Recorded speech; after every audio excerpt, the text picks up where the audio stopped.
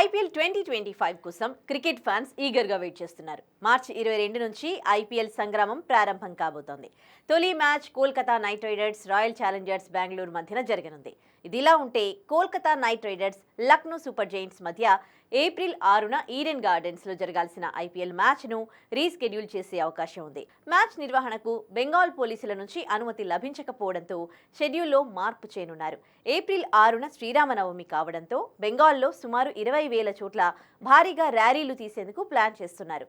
దీంతో భద్రతాపరమైన సమస్యలు ఎదురయ్యే అవకాశం ఉందంటున్నారు పోలీసులు. ఈ నేపథ్యంలో స్టేడియం వద్ద సెక్యూరిటీ కల్పించలేమని పోలీసులు చెబుతున్నారు. మ్యాచ్ ను రీస్కెడ్యూల్ చేసుకోవాలని క్రికెట్ అసోసియేషన్ ఆఫ్ బెంగాల్కు పోలీసులు లేఖ రాశారు. దీనిపై Bengal cricket association president Snehashish Ganguly స్పందించారు. ఇప్పటికే సిటీ పోలీసులతో 2 సార్లు చర్చలు జరిపామని చెప్పారు. అధికారులు మ్యాచ్ ఏర్పాటుకు పర్మిషన్ ఇవ్వడం కుదరదు అన్నారు.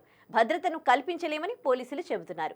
పోలీస్ ప్రొటెక్షన్ లేకుండా 65,000 మంది ప్రేక్షకులను కంట్రోల్ చేయడం కష్టమవుతుందన్నారు. అయితే మ్యాచ్ తేదీపై తుది నిర్ణయం తీసుకోవడానికి ఇంకా సమయం ఉంది.